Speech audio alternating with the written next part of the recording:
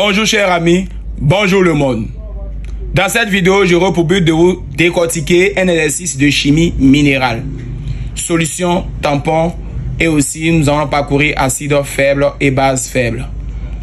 Alors, chers amis, exercice 1. On dose 10 ml d'une solution d'acide benzoïque C6H5COOH de concentration Ca inconnue par une solution d'hydroxyde de sodium appelée soude, décimolaire, c'est-à-dire 0,1 mol par litre. On note les résultats suivants: VB en millilitres et pH qui n'a pas d'unité. 1. Schématise et annote le dispositif expérimental. 2.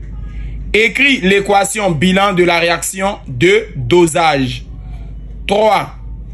Construit la courbe pH en fonction de VB, 1 cm pour 1 ml et 1 cm pour 1 unité de pH. 4.1.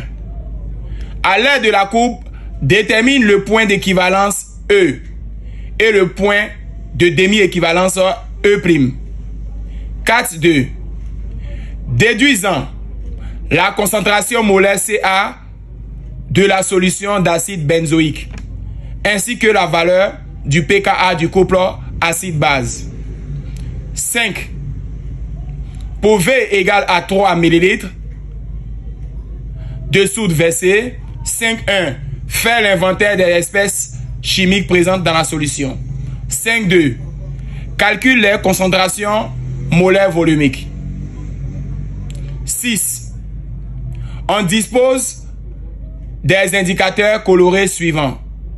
Indicateurs colorés: alpha, naphthol,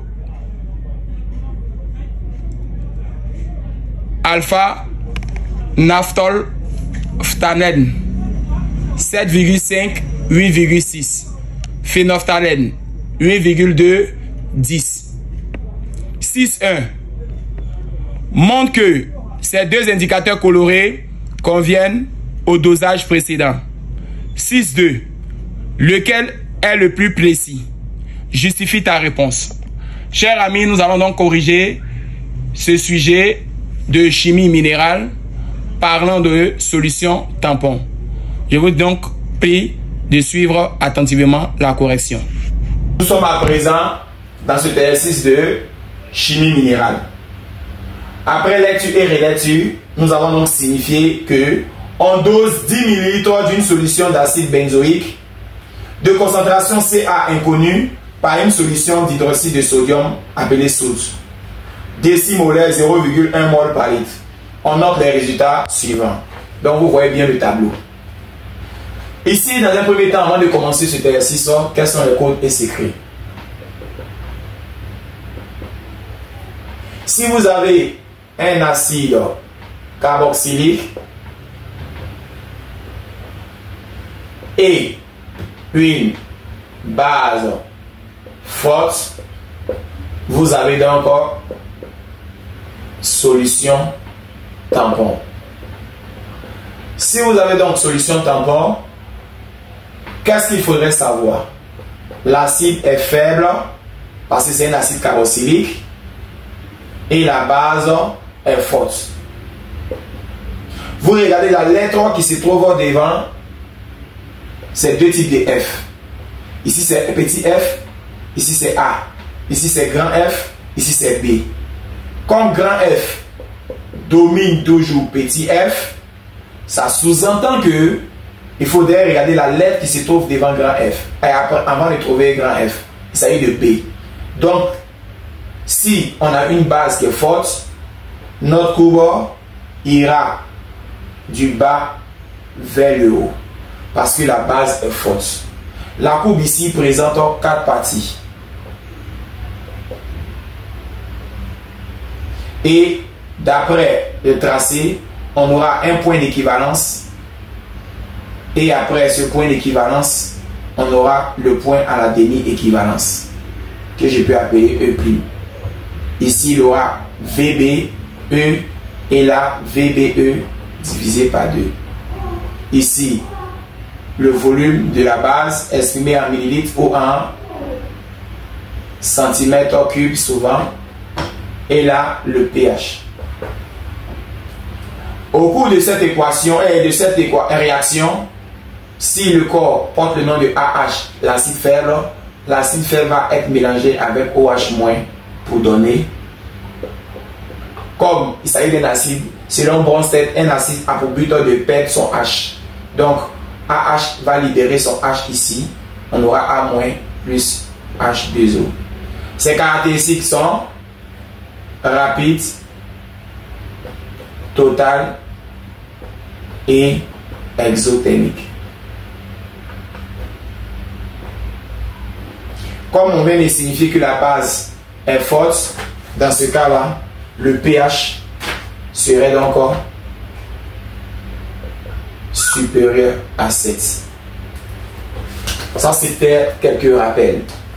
Parlons désormais de notre sujet. On avait dit dans un premier cas, en question numéro 1, de schématiser.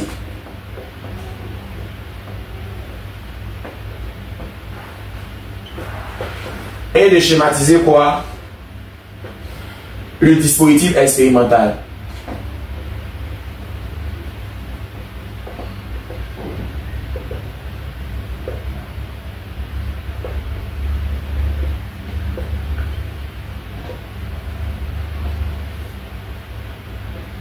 Vous devez connaître ce schéma. Comment réussir ce schéma? Très simple. Vous allez donc faire ce modèle, représenter ce schéma-là, continuer sur cette lancée, présenter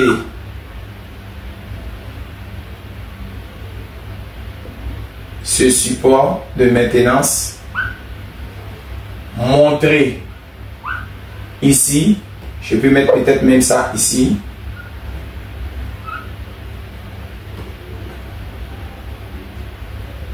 le pH mètre, et placer des pointillés là, placer un schéma là, parler des différents tirets que je vais mettre, et là donner un nom ici, donner un nom ici, donner un nom là, parler des tirets, parler de la solution qui va se trouver là, et parler de cette information. Chers amis, pour donner le nom, il faut écouter quelle est la phrase donnée par le professeur. On dose 10 ml d'une solution d'acide benzoïque de concentration Ca inconnue par une solution. Donc, un secret.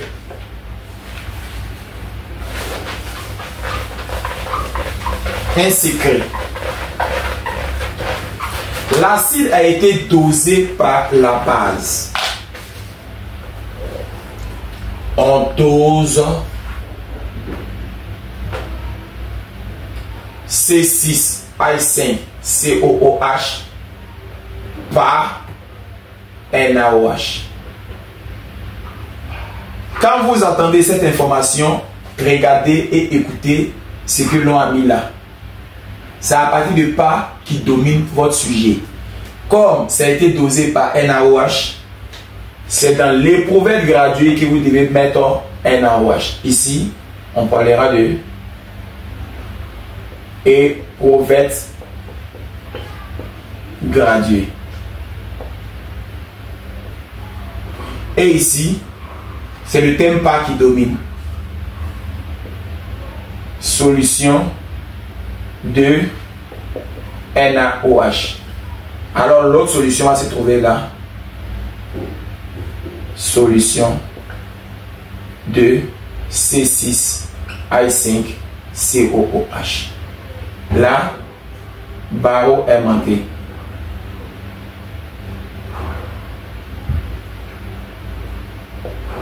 Ici, agitateur magnétique.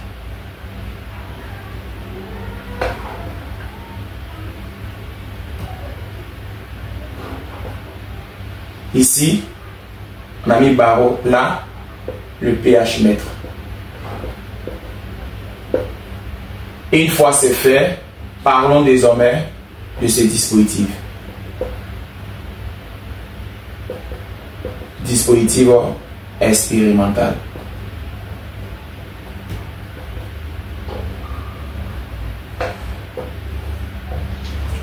Ensemble, 1, 2, 3, 4, 5, 6 et le nom de celui-là. Béchet. Finalement, 1, 2, 3, 4, 5, 6, 7, 8. 8 noms. Celui-là, vous ne donnez pas un nom. Si jamais vous voulez donner un nom à celui-là, vous l'appelez support. Mais son nom n'est pas utile. Il n'y a pas de point là-dessus.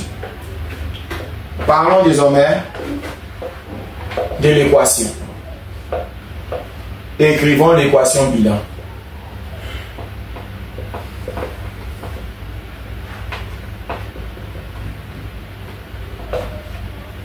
Pour écrire l'équation bilan, si vous avez acide faible et une base forte, l'acide faible va venir en même temps lui-même.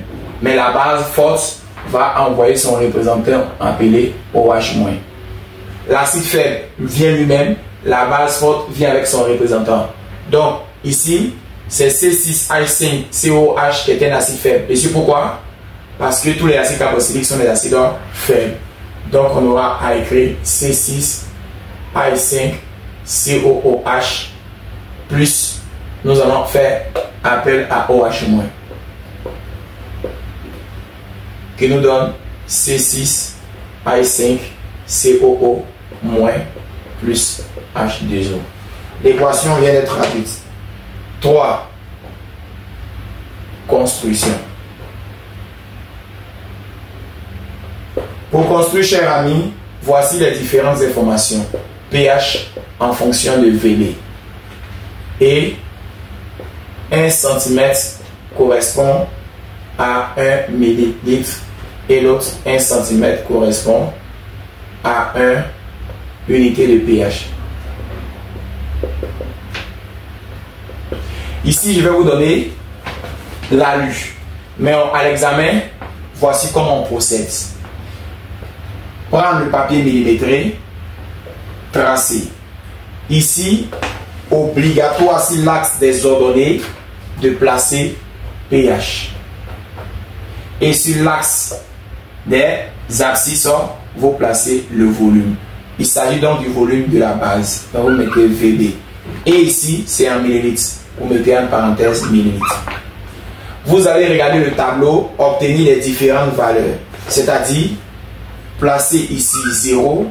Et grâce à tout ce qui a été demandé, vous allez donc mettre les pointillés sur tout ce qui a été demandé. Quand vous allez prendre l'échelle, considérez l'échelle jusqu'à ce que vous tombez sur ça. Une fois que vous faites les projections, vous allez donc avoir un schéma qui commence par une valeur peut-être comme ça et vous êtes en train d'évoluer. Évoluer. L'évolution dépend des différents points que vous avez trouvés. C'est ce qui a pu réaliser quoi? Le tracé. Ici, la courbe va présenter 4 parties forcément. Une fois que c'est fait, vous prenez votre traceuse, vous effectuez des tangentes.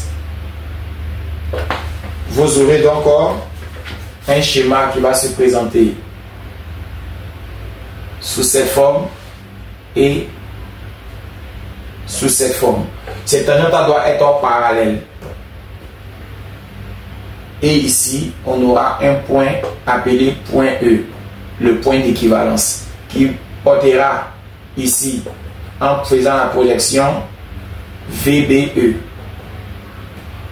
Et vous allez mettre ici peut-être VBE, trouver, et le PHE. Une fois que c'est fait, vous allez donc continuer ici et vous allez trouver une valeur. La majorité des exercices, la valeur se trouve dans le tableau. Par contre aussi, ce n'est pas totalement tous les exercices où la valeur se trouve dans le tableau. Dans notre cas ici, la valeur se trouve dans le tableau et cette valeur correspond à 8,4. Le PHA trouvé à l'équivalence. Si vous avez bien fait sur votre papier millimétré, voici le PHA trouvé à l'équivalence. Son volume correspond à 10 millilitres. Ici, vous allez mettre l'échelle. L'échelle qu'on vous a donné, vous allez répéter ici. Ici, vous allez mettre la légende. Il s'agit de tracer de pH en fonction de VB. Vous soulignez. Vous pouvez marquer par les designs comme ça pour dire que ces deux-là vont se ressembler par la suite. Une fois que c'est fait, alors sachez bien que quand on a acide faible et base forte, étant donné que la base est forte, le pH dans le code secret doit être supérieur à 7. Nous voyons clairement que 8,4 est supérieur à 7. On ne s'est pas trompé. Nous allons mettre ici 4 et 4,1. Pour 4,1, on nous dit à l'aide de la courbe déterminons le point d'équivalence. Et aussi le point E' correspondant à la demi-équivalence.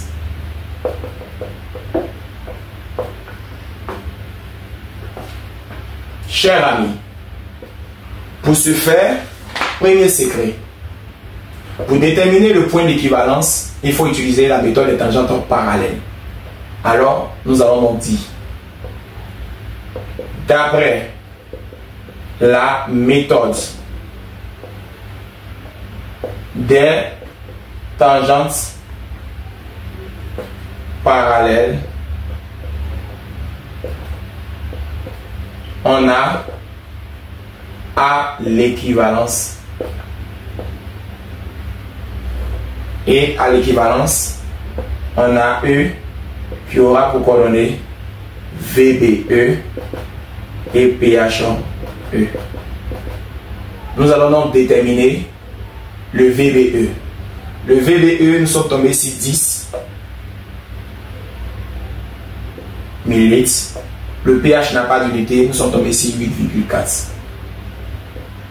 VB en haut forcément, pH en bas, car E obéit à X, Y et non YX qui a pour coordonnées. Une fois c'est fait, parlons désormais de la demi-équivalence.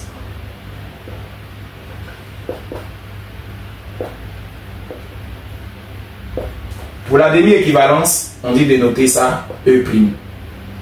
On aura ici VBE' qui est égal par la suite à VBE qui doit être divisé par 2 et PHE' qui va correspondre finalement après par pKa, car nous sommes à la demi-équivalence. À la demi-équivalence, le pH correspond à pKa. Donc, on sait mentalement que c'est le pKa. Dans notre sujet, nous allons donc prendre 10 et nous allons diviser 10 par 2. On obtient donc 5 ml. Pour le pKa, ne divisez pas 8,4 par 2, ça ne se fait pas. Ne divisez pas 8,4 par 2, ça ne se fait pas. Il faudrait venir sur votre courbe, prendre 10 et diviser par 2. Si vous divisez 10 par 2, nous trouvons donc 5. Voici peut-être la valeur de 5 située là. Nous allons donc mettre ici 5 ml.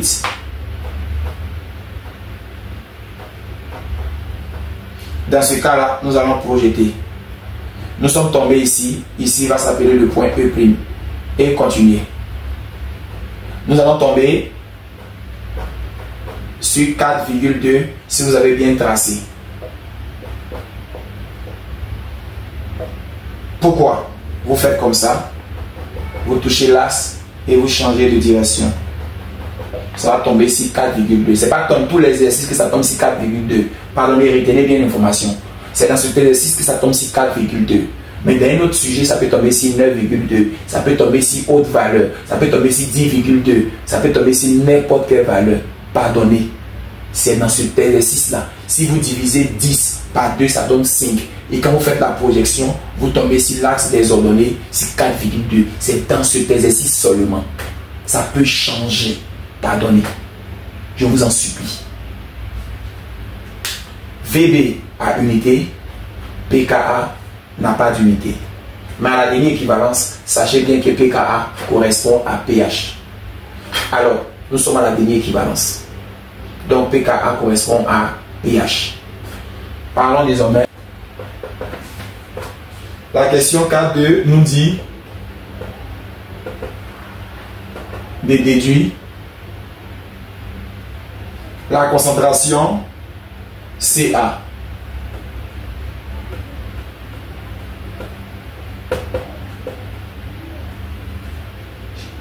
de la solution d'acide benzoïque.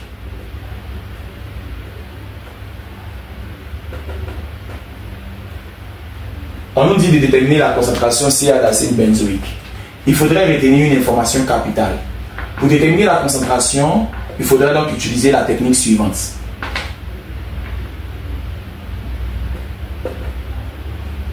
À l'équivalence,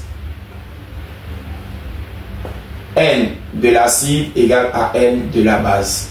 Ce qui sous-entend CaVa égale à CbVb. Comme le volume versé à l'équivalence était le volume de la base, c'est cette formule. Dans notre cas ici, on travaille avec les petits a.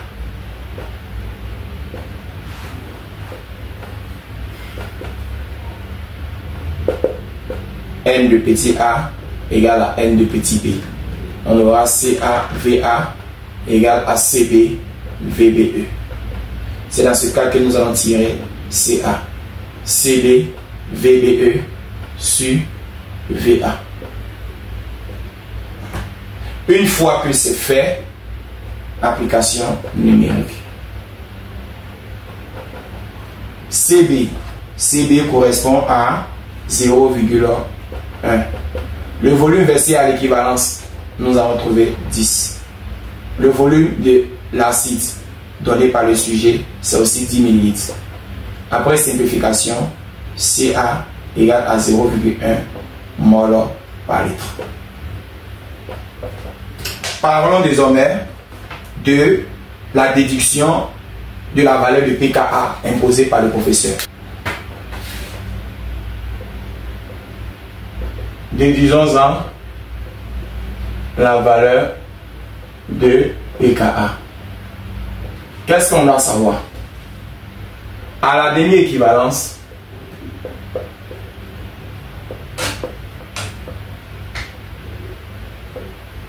le pKa correspond au pH. Ne dites pas à la demi-équivalence le pKa correspond au pH E sur 2 parce qu'il y a dit demi, donc on ne met pas encore E sur 2.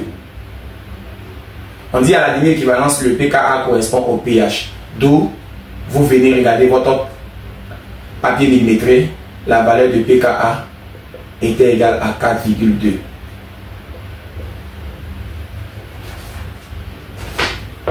Parlons désormais de la prochaine question.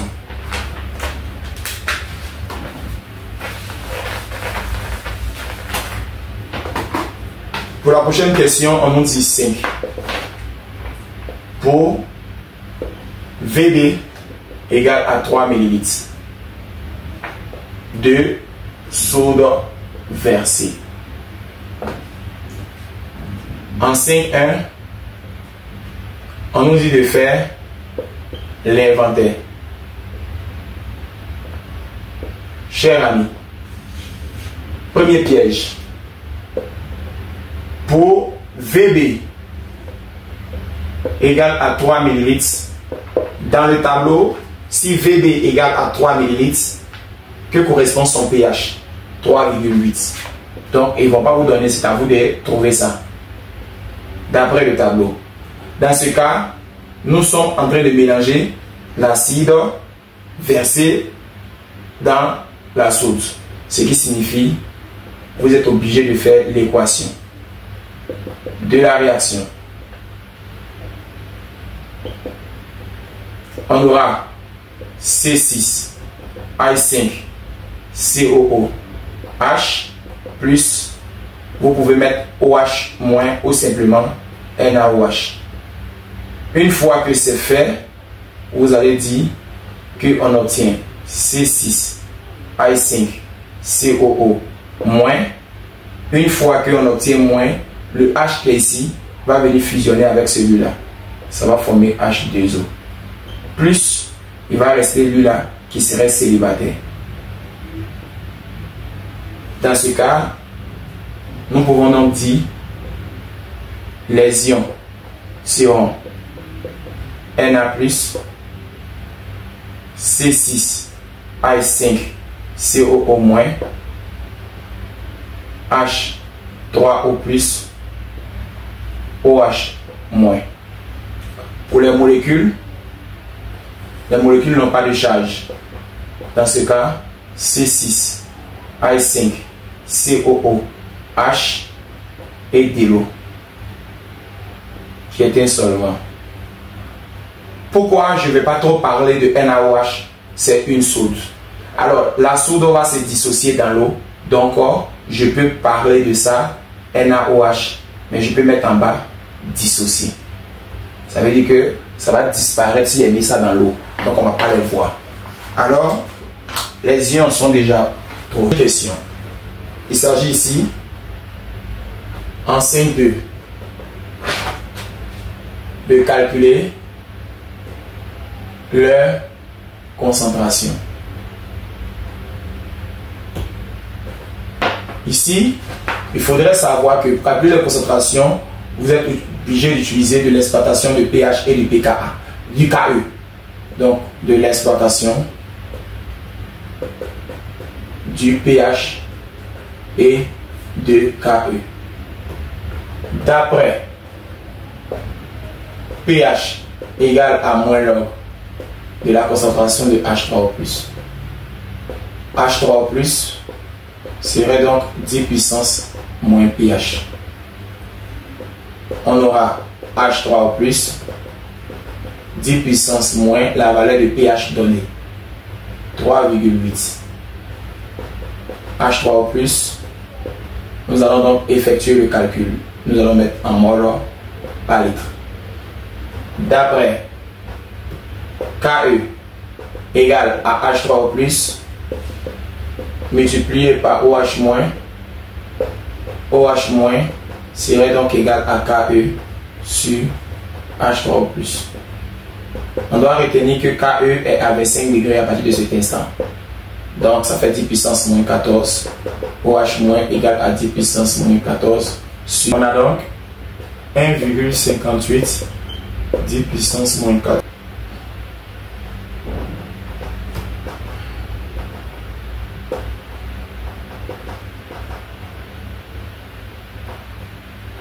« 6,33 10 puissance moins 11 mol par litre. » Après cela, comme c'est un mélange, il ne doit pas oublier Na+. Alors Na+, c'est la base qui donne ça. On aura N de la base sur le volume total. On aura Cb, Vb sur Va plus Vb. Dans cette partie, l'on a donné un nouveau Vb. Alors, on a Na+ égale Cb. On a dit que Cb égale à 10 puissance moins 1, multiplié par le volume qu'il faudrait donc prendre, qui fait 3 ml, et Va 10 plus 3. 2,3 10 puissance moins 2 mol par litre. Chers amis, nous allons calculer l'électroneutralité.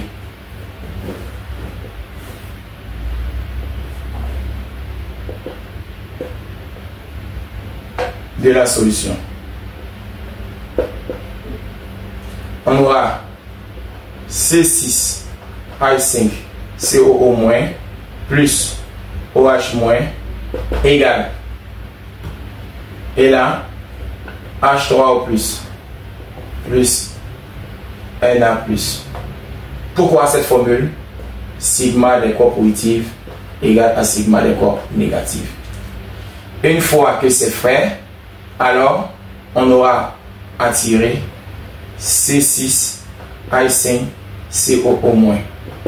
Dans ce cas-là, on aura H3O plus Na plus moins OH-. Il faut regarder les exposants. Moins 2, moins 4, moins 11. On aura à dire que Na plus est largement plus grand que H3O+, qui est à son tour largement plus grand que OH-. Dans ce cas, on aura C6H5 COO-, qui est environ Na+, qui nous donne 2,3 10 puissance moins 2 mol par litre.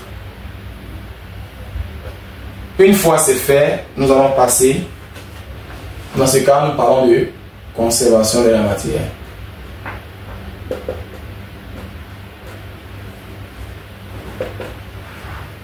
Dans ce cas, on aura C6H5 COH une fois, C6H5 COH deuxième fois, plus C6H5 COH troisième fois. Le premier c'est initial, le deuxième second est final ou formé ou dissocié, et ça restant. C'est le corps restant qui vous intéresse.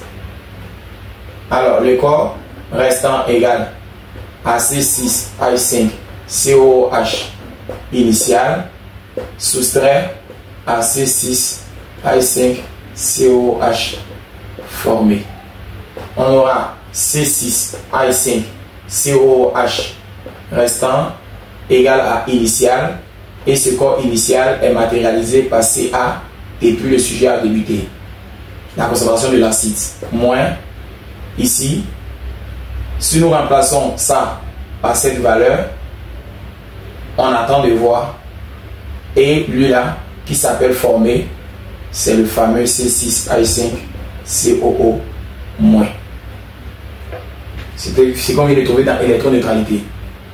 Alors faites attention. Ce que vous venez de trouver dans l'électroneutralité porte le nom de C6H5 COO-. En termes de calcul, on aura C6H5 COOH restant égal à Ca 10 puissance moins 1 moins la valeur 2,3 10 puissance moins 2. Effectuons donc le calcul.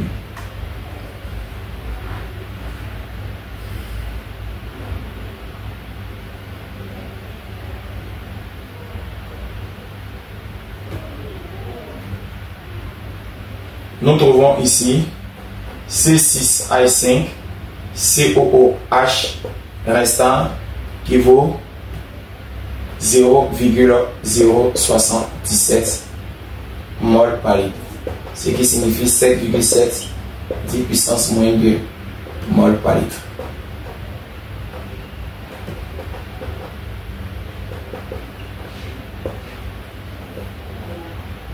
Alors, répondons à l'une des questions fondamentales de notre sujet. 6. L'on nous donne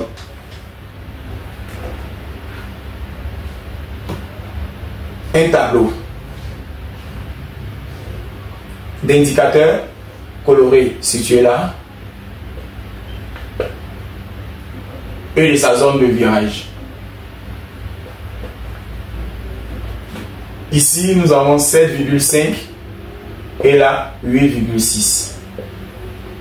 Celui du bas, 8,2 moins est compris en 10. Et là, alpha.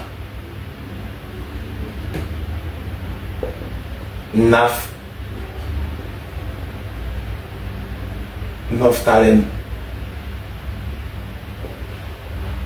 Et le côté phénolphtalène, souvent appelé Fifi. Posez 6.1. Montrons que ces deux indicateurs colorés conviennent au dosage précédent. Alors, pour montrer que ces deux indicateurs colorés conviennent au dosage, il faut d'abord savoir que voici votre information précédemment et voici votre courbe. Vous avez trouvé les tangentes parallèles et vous avez trouvé votre point E. Ici, la valeur était 8,4. Essayez de voir, est-ce que on peut encadrer les deux valeurs au pH à l'équivalence? 7,5 et 8,6. Ici, peut s'avérer dit 7,5 et chercher 8,6. 8,6 peut être situé là. Tracez une droite. Ici, vous allez donc dire que il s'agit de alpha naphthalène. Donc, vous pouvez écrire alpha naphthalène ou bien vous pouvez faire des designs. Alors, une fois que c'est fait, essayez de placer aussi Fifi. 8,2, 10. 8,2 et 10. Vous pouvez faire autre design.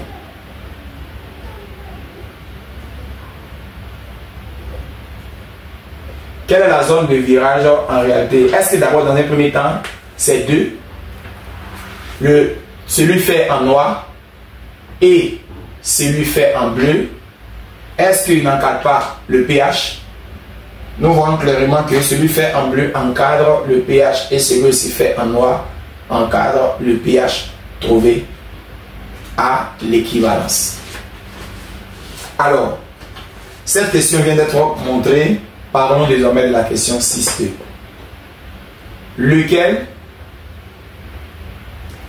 est le plus précis? Justifier notre réponse.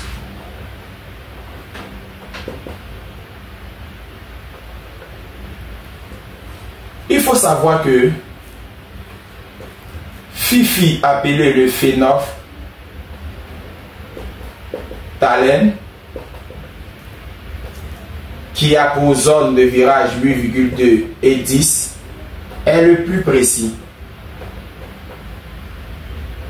Et pourquoi? Car le pH trouvé à l'équivalence est compris entre sa zone de virage. Cela peut signifier, cher ami, que nous avons donc pH à l'équivalence compris entre 8,2 et 10. Il est plus précis que l'autre. L'autre est très éloigné. Voici pourquoi il faudrait choisir Fifi. Parce que sa zone de le pH compris le pH trouvé à l'équivalence est compris entre 8,2 et 10. Chers amis, j'ai été très content de partager cette vidéo avec vous. Je vous demande de reprendre ce exercice de prépa bac et pour la prochaine fois. Merci beaucoup.